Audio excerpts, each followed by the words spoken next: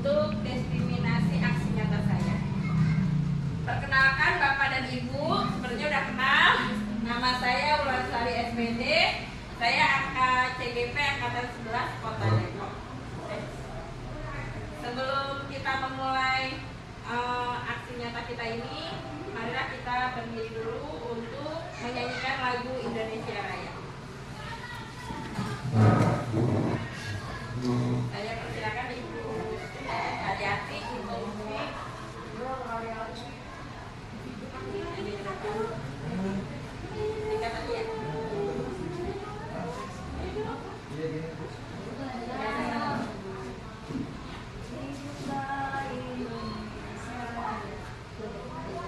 Indonesia tanah airku, tanah tumpah darahku.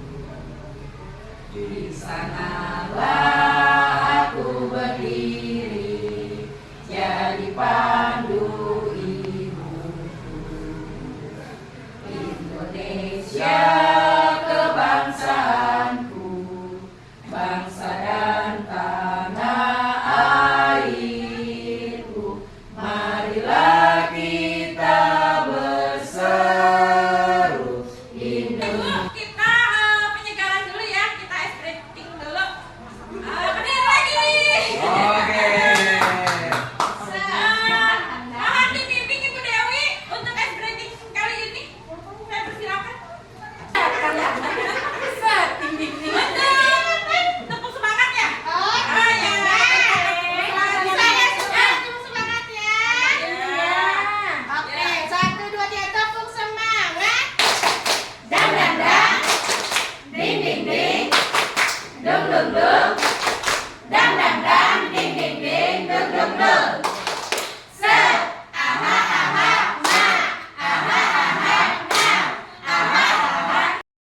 Baiklah teman guru yang hebat, kita mulai saja pemaparan saya pada hari ini tentang perubahan paradigma belajar.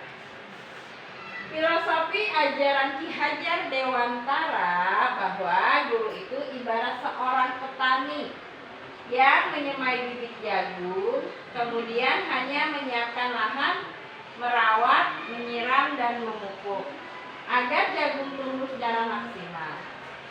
Seorang guru diibaratkan seorang petani yang mengandung maksud seorang guru mengusahakan kelas atau sekolah menjadi lingkungan yang menyenangkan, menjaga, dan melindungi agar karakter murid tumbuh dengan baik sesuai dengan kodratnya. Jadi kita sebagai guru itu seolah-olah kita sebagai petani yang sedang menanam bibit jagung supaya bagaimana supaya murid-murid kita itu tumbuh dengan subur, memiliki karakteristik, dan juga meningkatkan hal-hal positif yang ada pada diri mereka.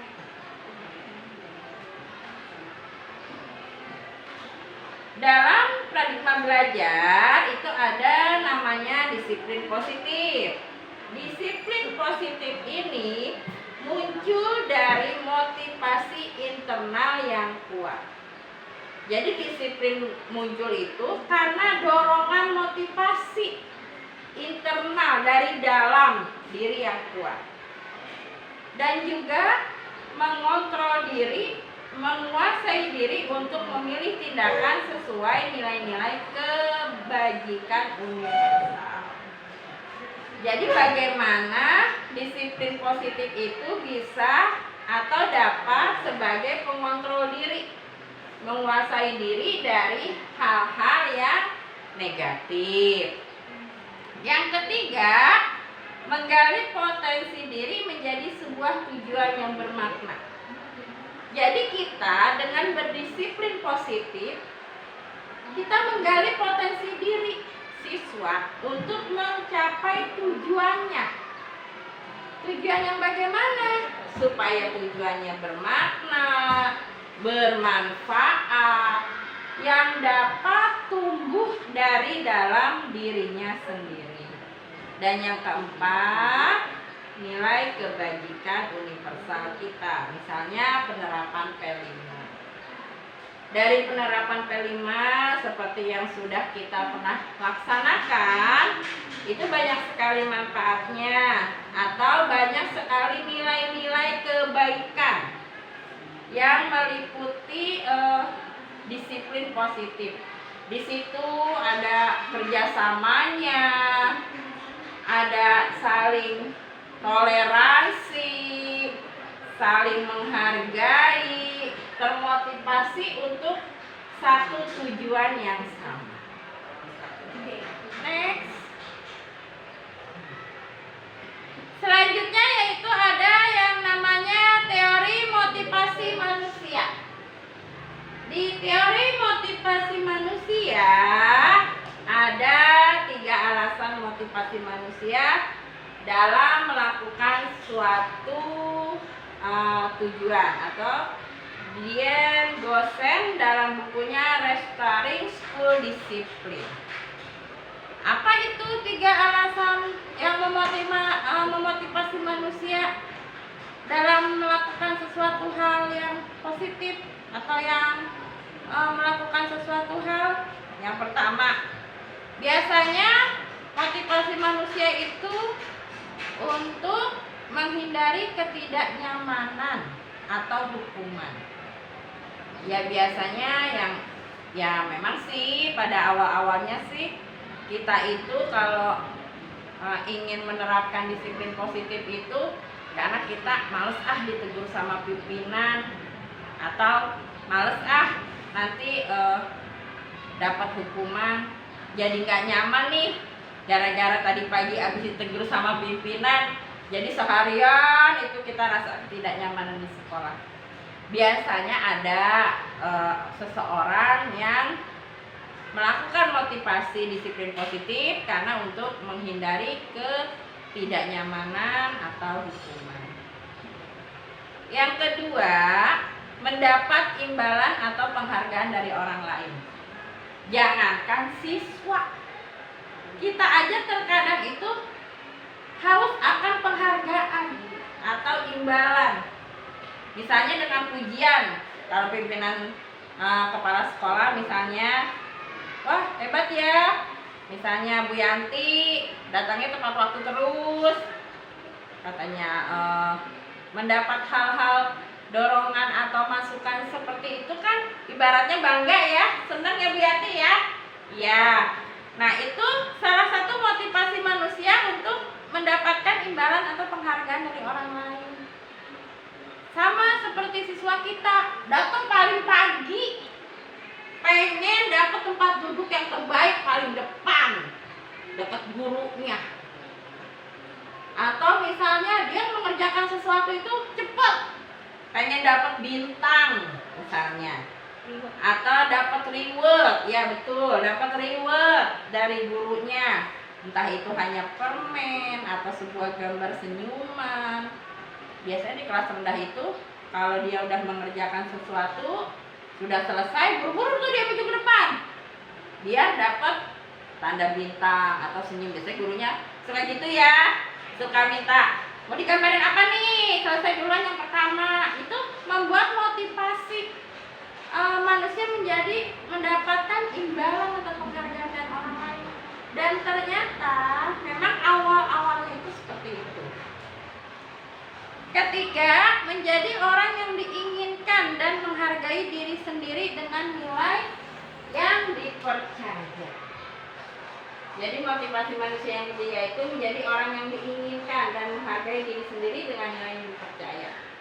Dia pengen dihargai, yang diinginkan kehadirannya, selalu didamba-dambakan. Kalau nggak ada dia sepi ya, ini segawet kemana nih, misalnya gitu.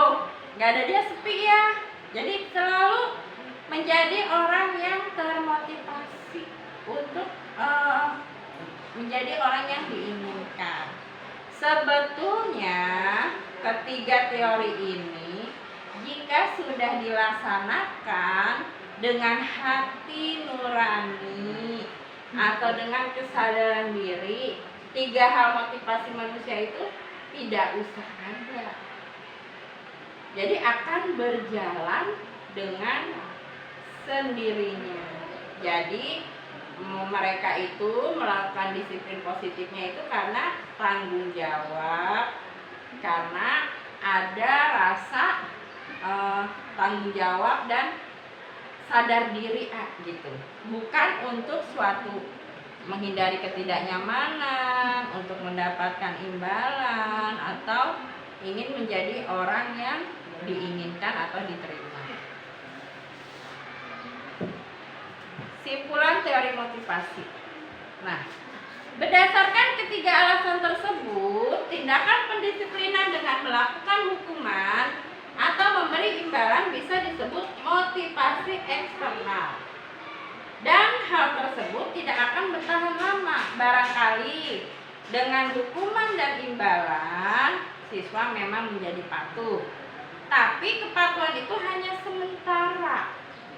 Dan kedisiplinan yang diterapkan tidak mengubah karakter siswa menjadi lebih kuat. Kita garis bawahi ya. Dengan hukuman dan imbalan, siswa memang menjadi patuh.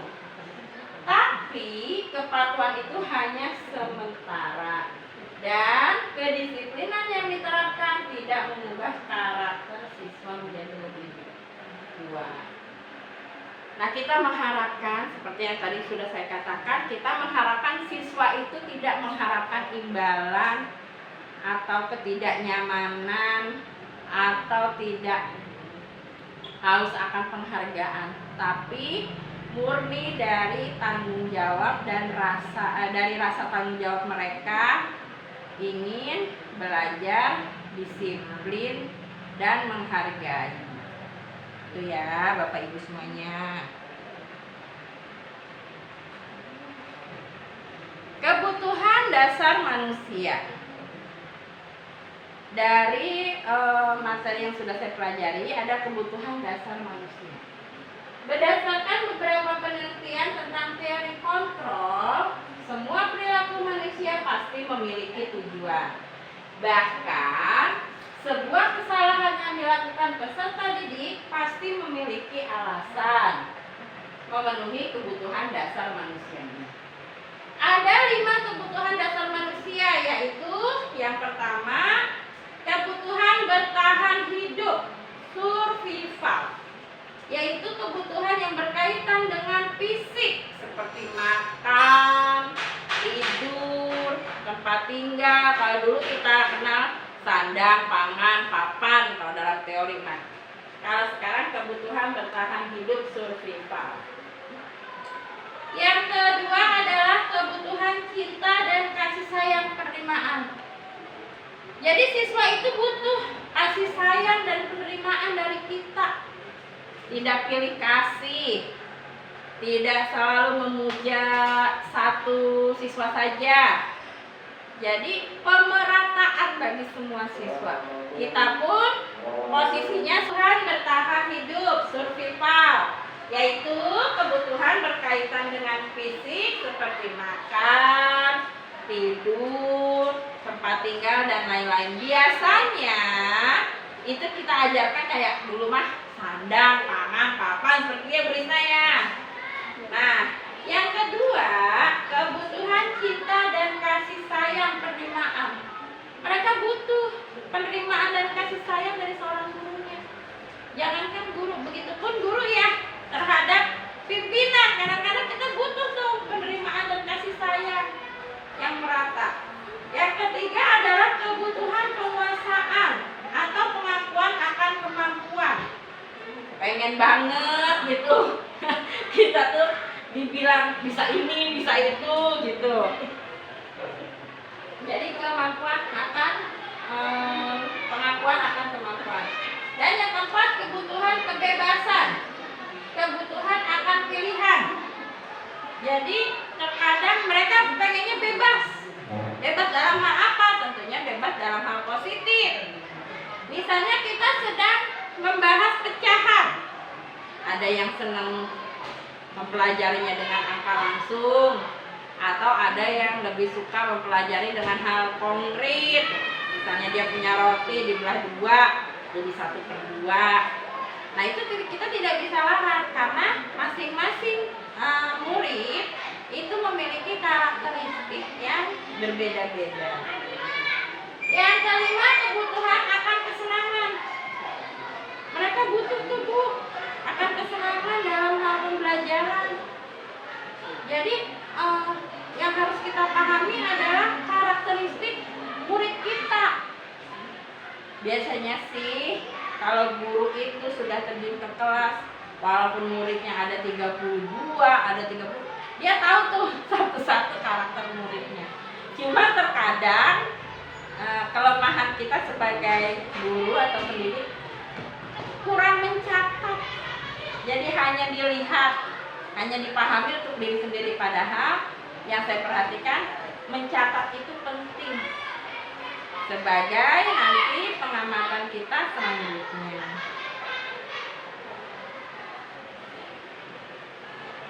Nah, ini kebutuhan dasar manusia, dokumentasi kebutuhan bertahan hidup. Banyak ya, kayak kita habis olahraga, makan sama-sama di lapangan, atau kita bermain. Nah, ini adalah contoh-contoh dokumentasi kebutuhan cinta dan kasih sayang. Dicintai oleh seorang pimpinan, orang tua siswa, peserta didik kita, sahabat, teman-teman kita. Ini adalah rasa kebutuhan cinta dan kasih sayang.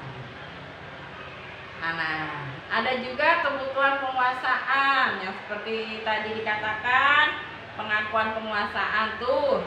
Dia udah bikin kreasi. Kalau di sini bikin oktopus norma. Kalau di kelas saya kemarin saya praktekkan oktopus norma. Mereka senang tuh karena udah jadi oktopus tuh gurita yang mengandung norma-norma. Itu adalah contoh-contoh dari kebutuhan penguasaan. Kebutuhan kebebasan. Nah, kayak kemarin contohnya kita melaksanakan lomba memperingati Hari Kemerdekaan Republik Indonesia di lapangan. Dan itu hari-hari kesenangan anak-anak ya. Terus berdiskusi kelompok, memilih kelompoknya masing-masing. Terus kita kunjungan ke wisata kalau di sekolahan kita itu yang sebelah sekolah itu ada wanita tani, KWT. Jadi melihat tanaman-tanaman, terus diajarin cara menanam, itu merupakan pembelajaran, masuk ke pembelajaran, tapi kebebasan juga buat mereka belajar. Jadi nggak jenuh di dalam kelas terus.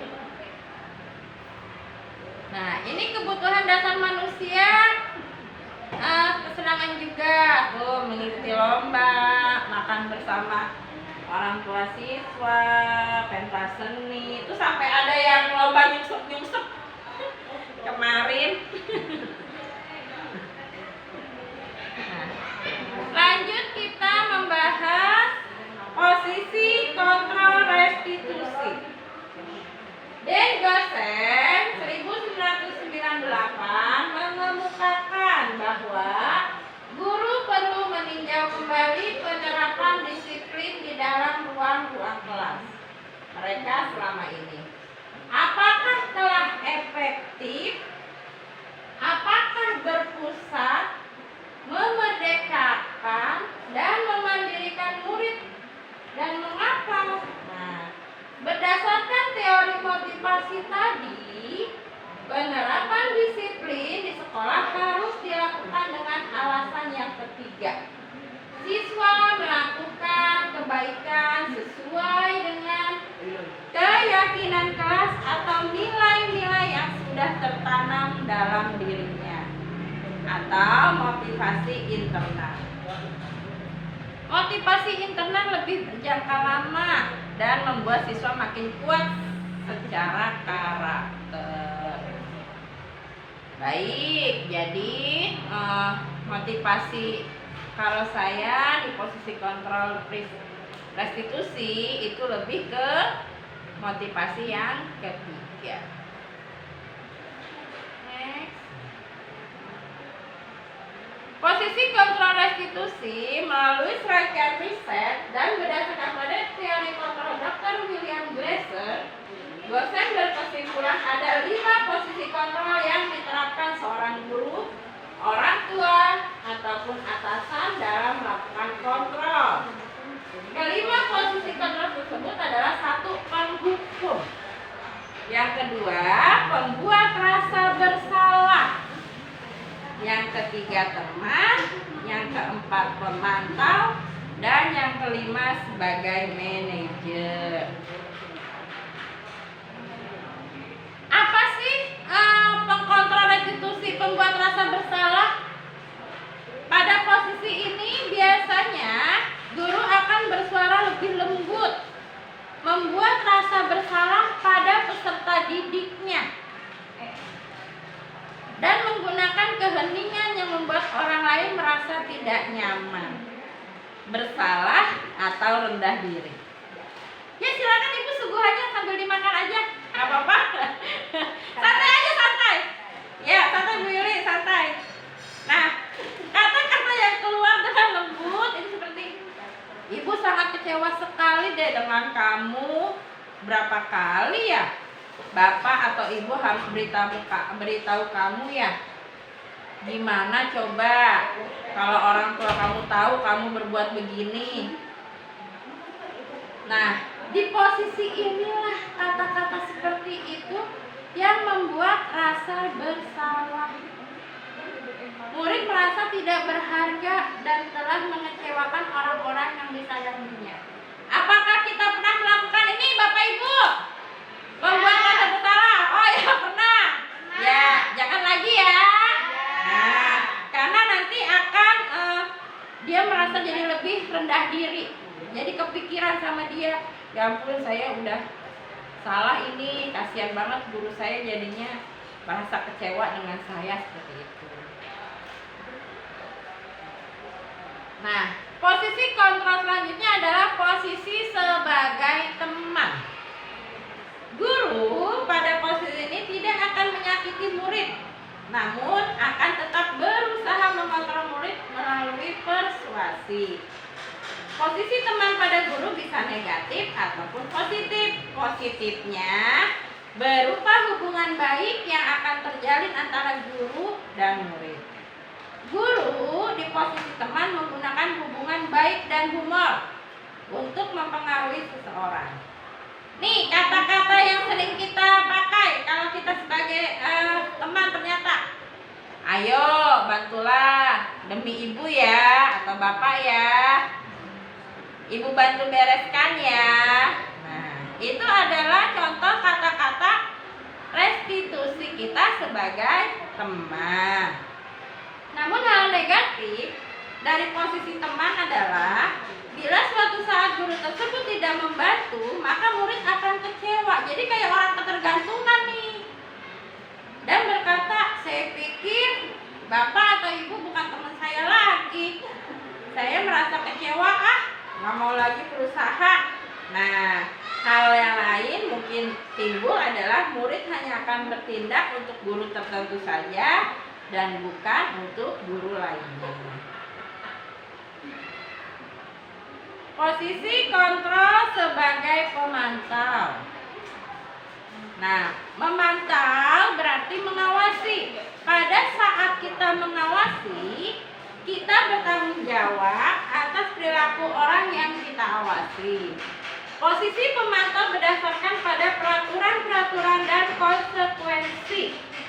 Dengan menggunakan sanksi atau konsekuensi, kita dapat memisahkan hubungan pribadi kita dengan murid. Sebagai seseorang yang menjalankan posisi pemantau, pertanyaan yang diajukan pemantau peraturannya apa? Misalnya, apa yang telah kamu lakukan? Kamu tahu kan sanksi dan konsekuensinya apa kalau kamu melakukan hal ini? Nah, kata-kata tersebut itu memposisikan kita sebagai pemantau. Posisi ini akan menggunakan stiker, slip catatan, dan daftar cek. Posisi pemantau sendiri berawal dari teori stimulus respon yang menunjukkan tanggung jawab guru dan mengontrol murid. Terakhir, posisi yang paling tinggi itu manajer. Ada nggak di sini kira-kira posisinya yang sudah seperti manajer? Apa sih? Nah, posisi manajer itu ya ini di mana guru berbuat sesuatu bersama murid, mempersilahkan murid mempertanggungjawabkan perilakunya, mendukung murid agar dapat menemukan solusi atas permasalahannya itu sendiri.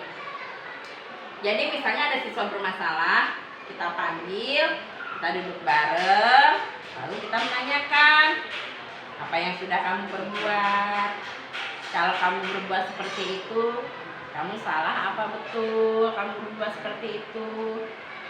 Bagaimana solusinya? Nah, jadi kita membiarkan siswa itu yang menentukan apa yang akan diselesaikan dari permasalahannya. Itu adalah posisi kita sebagai manajer.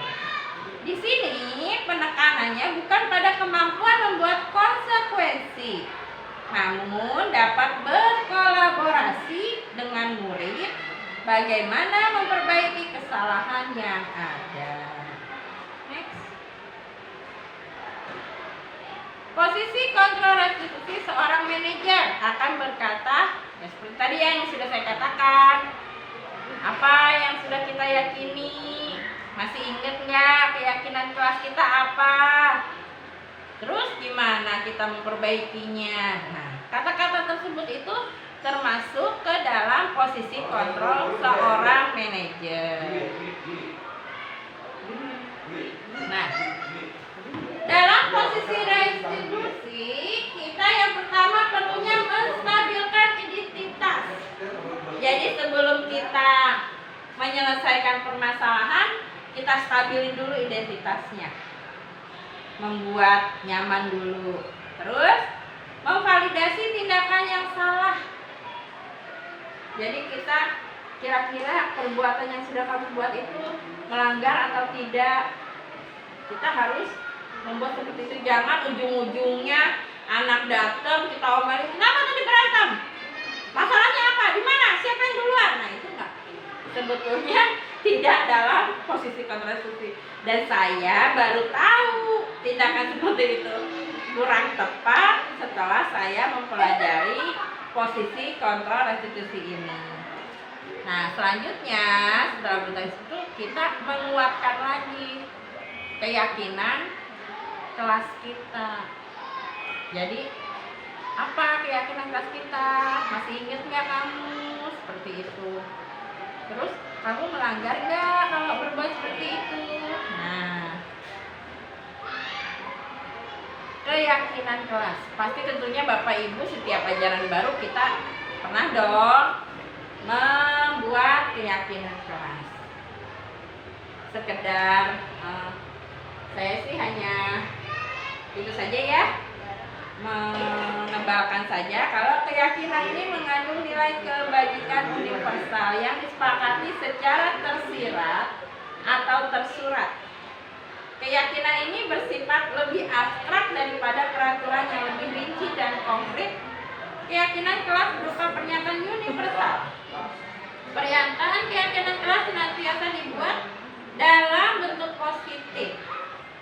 Keyakinan kelas hendaknya tidak terlalu banyak sehingga mudah diingat, dipahami oleh semua warga kelas. Keyakinan kelas sebaiknya sesuatu yang dapat diterapkan di lingkungan tersebut.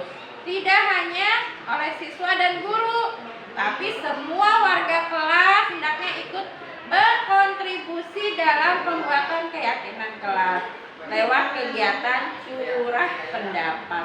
Nanti kali kelas saya akan menyajikan video saat pembuatan keyakinan kelas saya pakai post-it.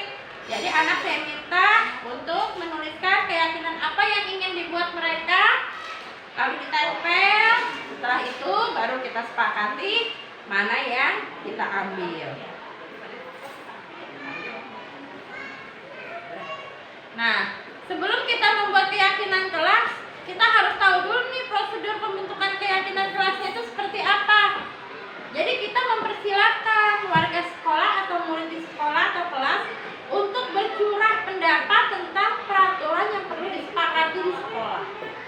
Ya seperti tadi ya, di kelas saya itu saya bagikan post-it, terus dia menulis karena siswa saya kelas 5 sudah bisa mandiri.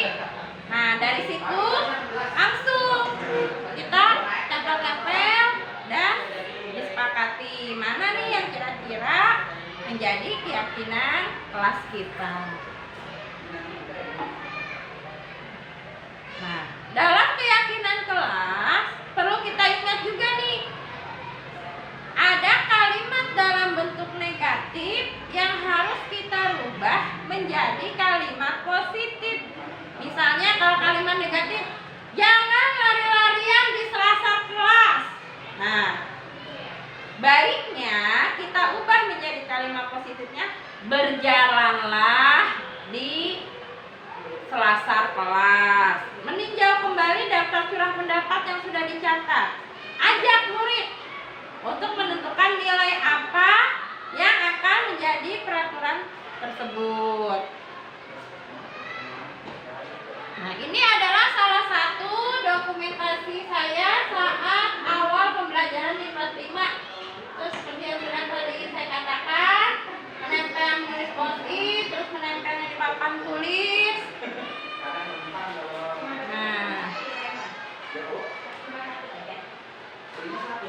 Nah, ini adalah dokumentasi keyakinan kelas 5A yang boleh dilakukan dan yang tidak boleh dilakukan.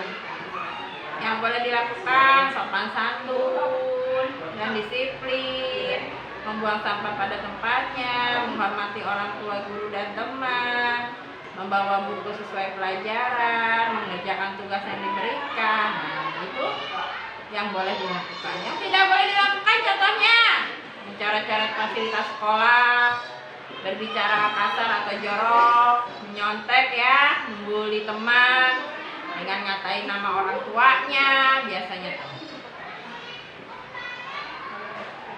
Dalam membuat keyakinan kelas itu ada yang namanya segitiga restitusi. Tadi kita bahas kan, ada menstabilkan identitas, ada validasi tindakan yang salah, ada yang menanyakan keyakinan. Itu adalah prinsip dari segitiga restitusi. Jadi, adakah cara yang lebih efektif untuk mendapatkan apa yang kamu butuhkan? Itu termasuk ke segitiga restitusi. Nah, tadi ya seperti yang sudah saya jabarkan sebelumnya, dari tahapan-tahapan segitiga restitusi itu menstabilkan identitas. Kita semua akan melakukan hal yang terbaik yang bisa kita lakukan. Jadi ada kata-kata yang membuat mereka nyaman dulu lah. Jadi tidak merasa seolah-olah hanya mereka aja yang salah. Ada validasi tindakan yang salah. Semua perilaku memiliki alasan. Ibu yakin kamu melakukan itu karena ada alasannya. Juga menanyakan keyakinan. Kita semua memiliki motivasi internal. Ingat nggak masalah keyakinan kelas kamu? Nah itu.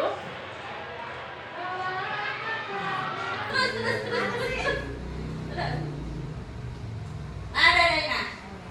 Baik Bapak Ibu semuanya, terima kasih sudah meluangkan waktu yang cukup lama ini. Mudah-mudahan menjadi pelajaran buat kita semua, menjadi manfaat. Apa yang saya dapatkan bisa menular ke Bapak Ibu semuanya. Ada mantumnya nih.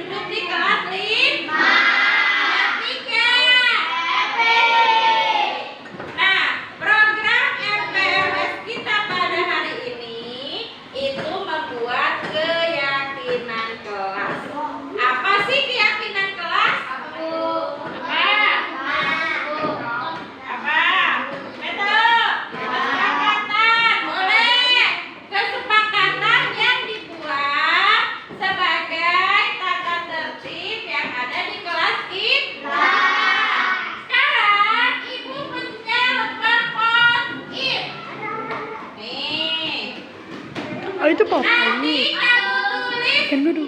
Kita isunya kesepakatan kelas itu apa aja sih? Kalian tulis di sini, nanti ditempel di papan tulis. Tulis ya. Ya. Udah, kalian tinggal kelas, maksudnya datang tepat waktu, pakai baju seragamnya lengkap, izin jika keluar, itu.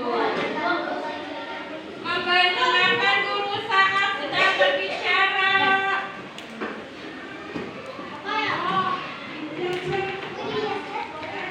Boleh.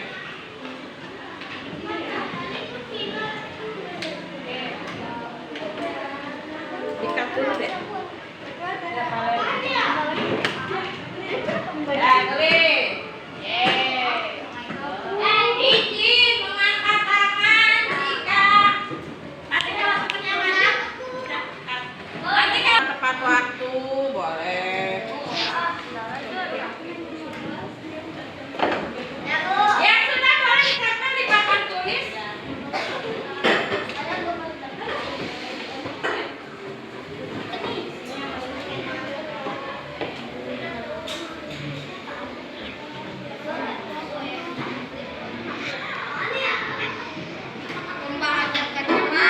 Boleh. Jadi tepat waktu madu yang nanti.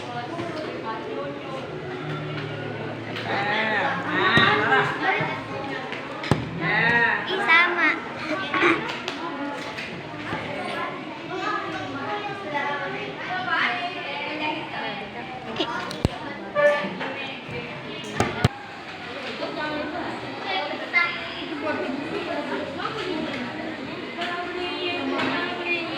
Yang sudah boleh kembali.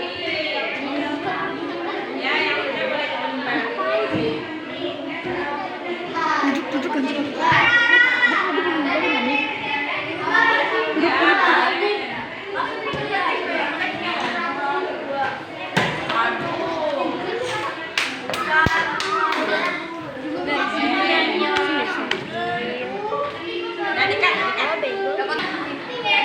Oke ya, semua sudah memberikan pendapatnya ya.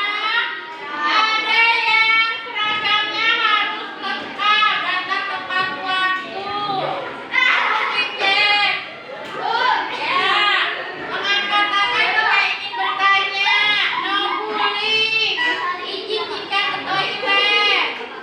Jangan berisik saat belajar. Mendengarkan guru. Meminta izin ketika ingin keluar. Datang tepat waktu, bajunya harus rapi. Ya, izin ke toilet. Yang kedua tadi, izin jika ingin keluar kelas.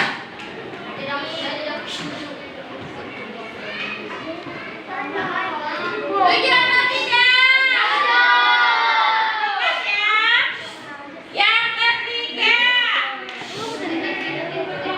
tidak ada. Oh, nggak boleh pakai kata tidak.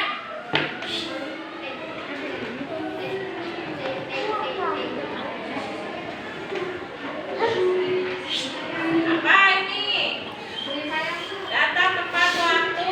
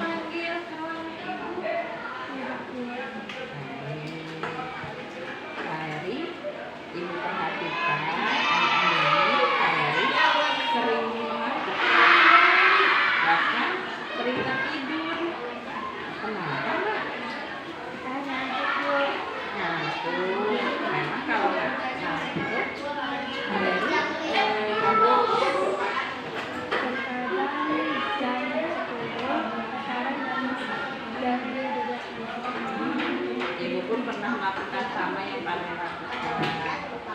Memang kalau tidurnya tengah malam itu Pak Leri suka apa? Main game. Main game. Oh, itu yang menyebabkan Pak Leri ngantuk ya? Iya. Tindakan Pak Leri itu, Pak Leri masih ingat nggak keyakinan kelas kita? Apa? Tidak mengatakan dulu tetapi Berarti Pak Leri sudah tahu kan bahwa tindakan Pak Leri itu melanggar keyakinan kelas kita. Terus bagaimana? Apa yang harus Pak Leri lakukan?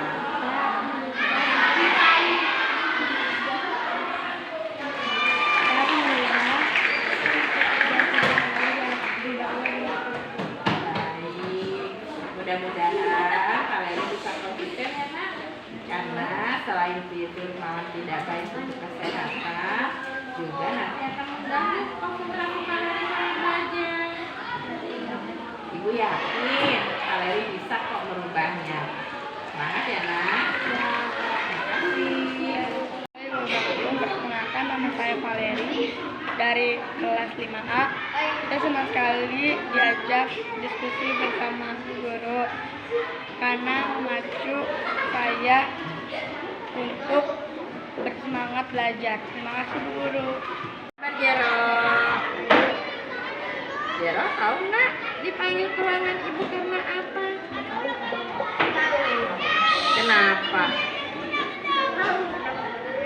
Menumpahkan air. Kenapa Jero menumpahkan air di kelas? Oh, Jero beli balon air dibawa ke kelas terus pecah balonnya. Tahu nggak hal itu melanggar keyakinan kelas kita? Apa? Menjaga kebersihan. Terus apa yang Jero lakukan? Bertanggung jawab. Dengan cara apa? Dipel. Alhamdulillah ya, tadi ibu masuk kelas juga sudah bersih. Berarti Jero sudah bisa bertanggung jawab atas perbuatannya. Kira-kira besok-besok Jero akan mengulanginya lagi apa tidak? Baik, ibu yakin Jero tidak akan mengulangi perbuatan Jero lagi seperti itu. Besok-besok kalau mau beli mainan saat pulang sekolah aja ya nak, jangan dibawa ke kelas. Terima kasih Jero. Saya Jero kelas 5A. Terima kasih Guru sudah mengajak diskusi saya sehingga saya bisa lebih menjawab. Terima kasih Guru. Itu adalah salah satu metode bagaimana kita sebagai seorang guru mampu memberikan atau memberikan kesempatan kepada anak untuk bisa mengakui kesalahannya, juga dia kemudian mampu memberikan solusi terhadap masalahnya sendiri. Baik, terima kasih Pak Teddy. Hukuman adalah sanksi apabila dilanggar suatu peraturan. Misalkan anak-anak kalau tidak mengerjakan PR harus membersihkan kelas misalkan. Begitu. Baik, terima kasih Bu Fitri.